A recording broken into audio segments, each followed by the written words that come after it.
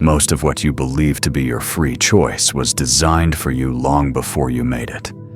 From the cigarettes you smoke, to the wars you cheer for, to the opinions you think are your own, every thought and every desire can be planted, if you know which strings to pull. A century ago, a man named Edward Bernays proved it could be done. With one carefully staged stunt, he rewrote an entire social taboo in a single afternoon. And he didn't just sell a product, he sold an identity. What began as a publicity trick became the blueprint for what he called the engineering of consent, an invisible architecture of control now embedded in media, politics, education, and even the food you eat.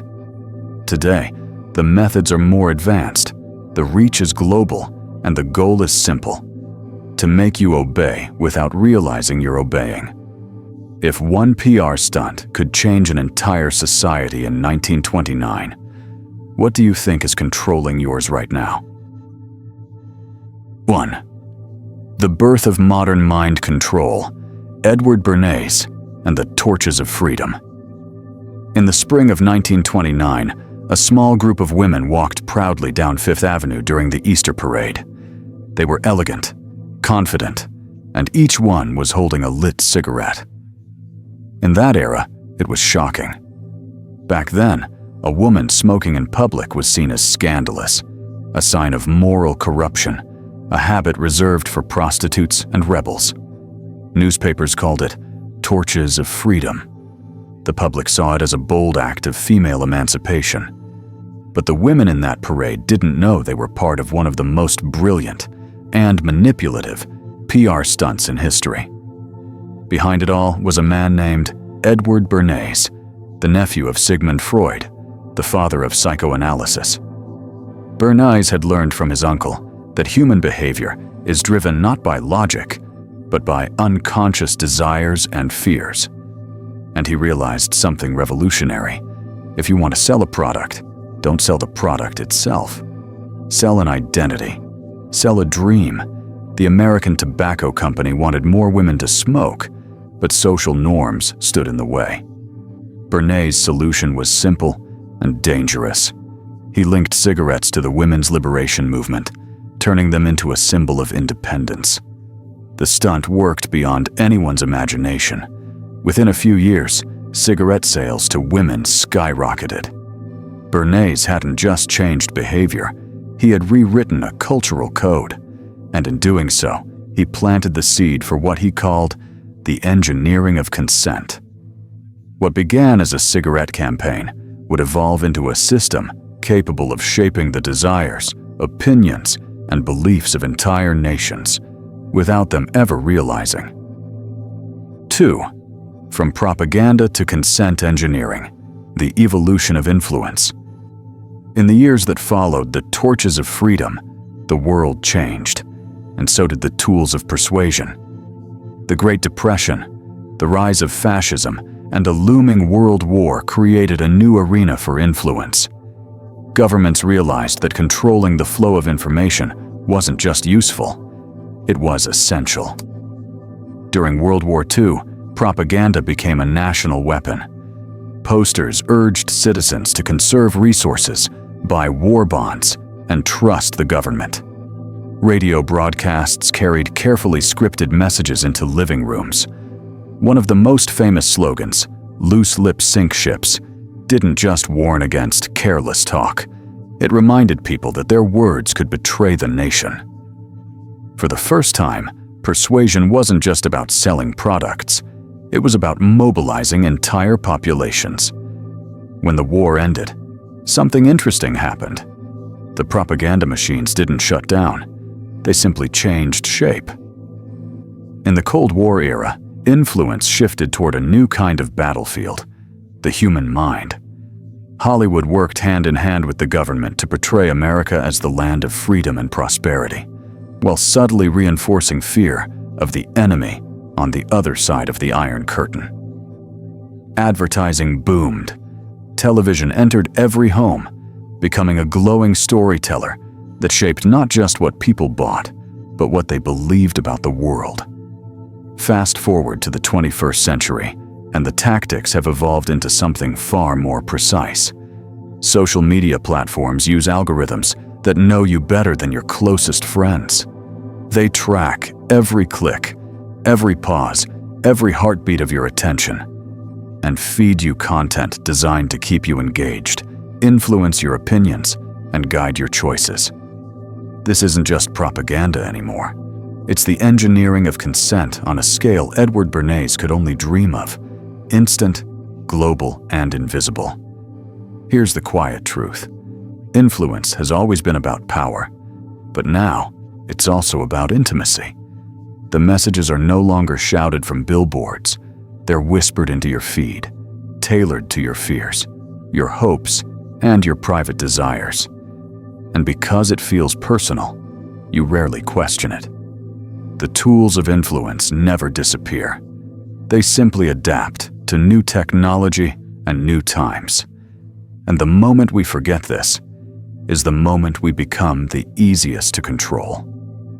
From here, our journey moves deeper into the very channels that carry these messages.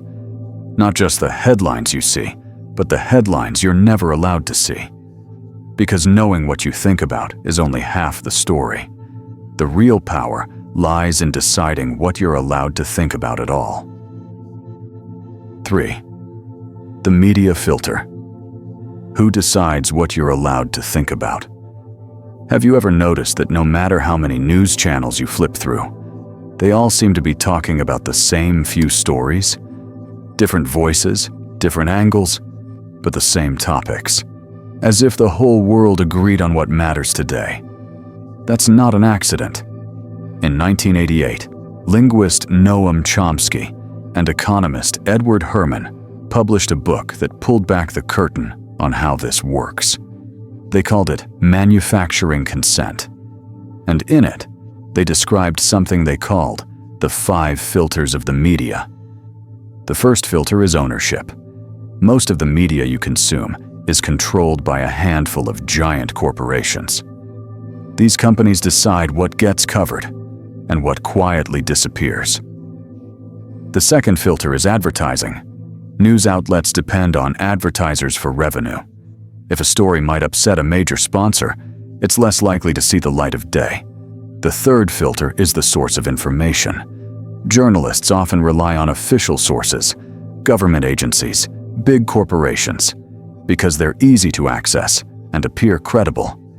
But that dependence also gives those sources enormous power over what becomes news. The fourth filter is flack, the backlash that comes when someone challenges the accepted narrative. Politicians, think tanks, and lobbyists are experts at applying pressure until inconvenient voices go silent. And finally, there's the fifth filter, ideology. In the Cold War, it was anti-communism. Today, it might be the war on terror, or whatever dominant framework makes certain viewpoints seem not just wrong, but dangerous to consider. Once you understand these filters, you see the pattern. The media doesn't just tell you what to think, it tells you what to think about. It draws the map of your mental world, and anything outside the borders simply doesn't exist. If you don't choose your sources carefully, you're not just getting someone else's opinion, you're living inside someone else's reality.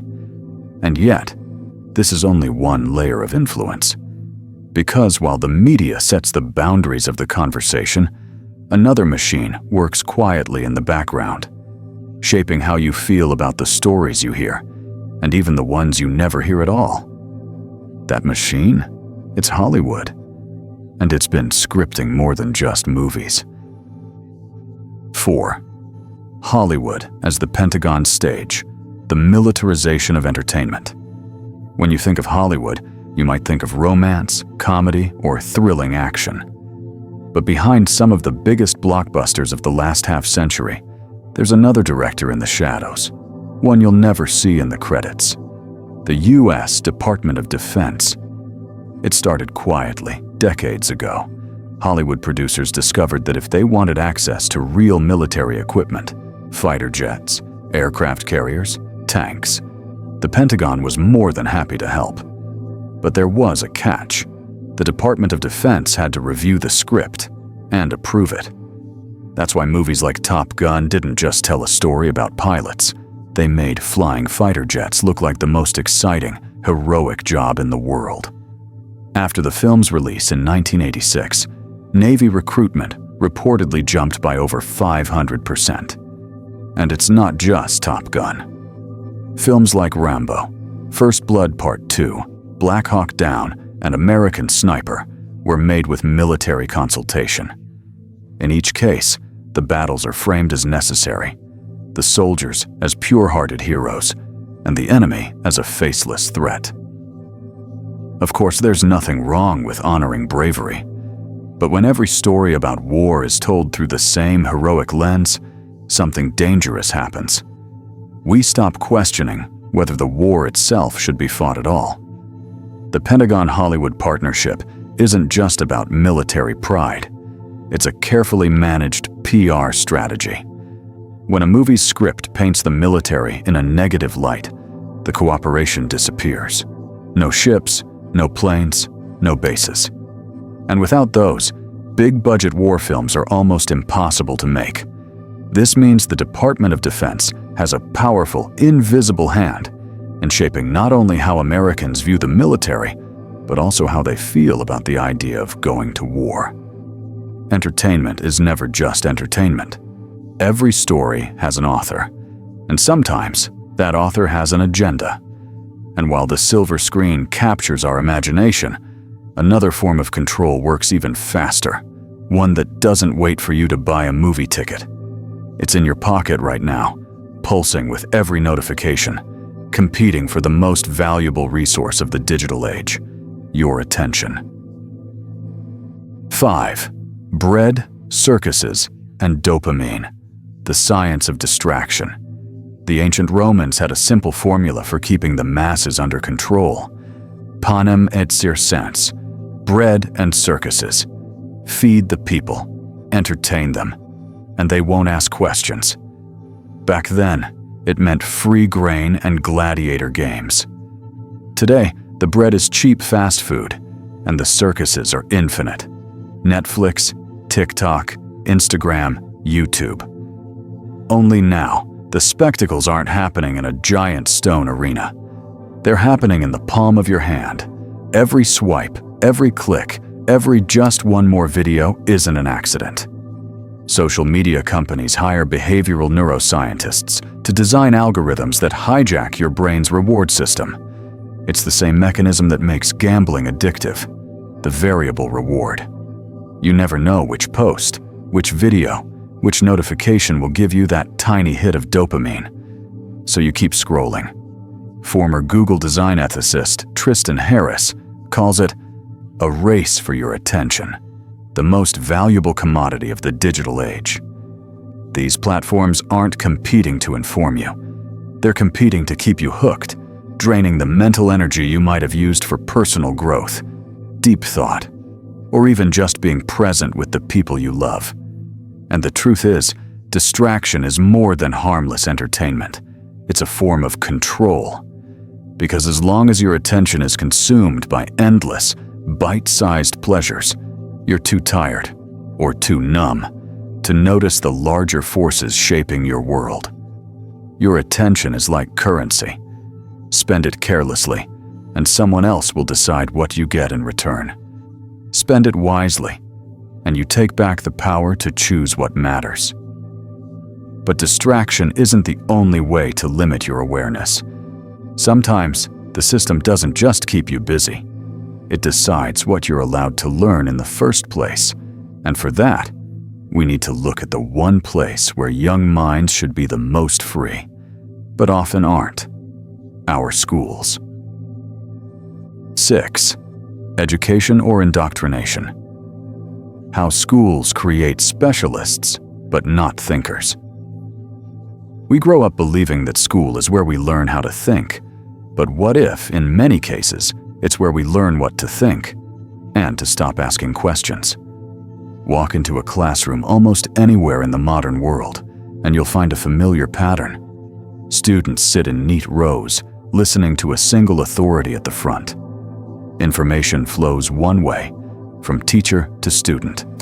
Facts are memorized, tests are taken, grades are assigned. But rarely are students asked, "Does this make sense? Is there another way to see it?" The structure we think of as normal wasn't designed to create free thinkers. It was built during the Industrial Revolution to create disciplined workers, people trained to follow instructions, work on schedule, and specialize in one task for life. That model worked for factories. It's far less effective for building a society capable of critical thought. Over time, certain subjects, philosophy, media literacy, comparative history, have been squeezed out or watered down. Instead, we train students to master narrow technical skills. They can solve equations, code software, or follow complex procedures. But they struggle to spot manipulation in a news headline or to challenge flawed logic in a political speech. Universities, which should be the last defense for independent thought, aren't immune either. Rising tuition costs turn higher education into a business, and the safest path for that business is to produce graduates who fit smoothly into the existing system, not disrupt it. And so, generation after generation, we create specialists who can keep the machine running, but not necessarily question the machine itself. Real education isn't about filling your mind with facts. It's about sharpening your ability to think, question, and connect ideas, even when those ideas challenge the status quo. And here's where the story gets even more unsettling. Because while education limits the scope of your thinking, there's another force that bypasses your thinking altogether and goes straight for the emotional triggers hidden in your subconscious. 7. Emotional triggers, the shortcut to your subconscious. Most of us like to think we make decisions with our minds, weighing facts, comparing options, choosing what's best. But science says otherwise. Psychologist and Nobel Prize winner Daniel Kahneman spent decades studying how we make choices. He discovered that our brains work on two levels. System 1, fast, automatic, emotional. System 2, slow, deliberate, logical. And here's the unsettling part. Most of our decisions are made by System 1, long before System 2 even knows what's happening. Advertisers, political strategists, and social engineers have known this for years. That's why you see images of smiling babies in diaper commercials, veterans saluting in political ads, or mouth-watering food shots in restaurant promos. These aren't random visuals. They're carefully chosen triggers that bypass logic and go straight to the subconscious. Take neuromarketing, for example. Researchers measure tiny changes in your skin, your pupils, even your brainwaves while you watch an ad. If they find an image, sound, or phrase that spikes your emotional response, they use it to hook you, not just to remember the brand, but to feel something about it. And it's not just about buying products. Emotional triggers can be used to sway public opinion, ignite outrage, or build loyalty to a cause, even when the facts are thin or the logic is flawed. Because when you feel strongly, you stop thinking critically. This is why some political messages are wrapped in fear, some in pride, and others in nostalgia. Each emotion has a different effect on behavior. Fear can make you accept restrictions you'd normally reject. Pride can make you defend a position even when the evidence falls apart. Nostalgia can make you long for a past that never actually existed. If you can learn to pause and ask, "Why am I feeling this right now?" you take back a moment of control. That pause is your shield against emotional manipulation. But emotions aren't the only shortcut to keeping people in a certain state. There's another, more primal lever, one that taps into our most basic desires and keeps entire societies stuck at the bottom of their potential. 8. Hypersexualization and cultural infantilization. trapping society at low consciousness. Human beings are wired with powerful instincts: survival, connection, reproduction. These instincts aren't bad. In fact, they're part of what makes life rich and meaningful. But when they're hijacked, they can keep us locked at the lowest rungs of our own potential. Hypersexualization is one of the most effective tools for this. Turn on the TV, scroll through social media, or walk past a billboard, and it's everywhere. In ads for perfume, fast food, even cars. Not because those things have anything to do with sex, but because sexual imagery grabs attention instantly. It lights up primal circuits in the brain before logic can catch up. For men, the strategy is straightforward. Keep them constantly expending sexual energy through pornography and sexualized media. When that energy is drained daily, the result is fatigue, lack of focus, and a subtle erosion of willpower. Energy that could have been used to build, to think, to challenge, is burned off in front of a screen. For women, the tactic is different, but just as damaging. Reshape feminine power into mere physical objectification. Instead of being connected to a deep, intrinsic sense of self-worth, women are taught to measure their value in likes, follows, and external approval. This creates an inner void, and that void becomes fertile ground for compulsive consumption, whether it's beauty products, fashion, or endless self-comparison. Layered on top of this is something just as dangerous: cultural infantilization. Music, movies, and mass entertainment are often simplified to the point where adults are essentially consuming media designed for children. Simple narratives, clear villains, and heroes. Instant gratification. The result? Grown adults with the emotional patience of a teenager, unable to process complexity or delay gratification. When hypersexualization and infantilization work together, they trap society at a low level of consciousness, too distracted, too dependent, and too easily entertained to demand real change. True maturity isn't about age. It's about reclaiming your attention, your energy, and your values from systems that want you to stay a passive consumer. And sometimes, keeping a society passive requires more than just distraction or gratification.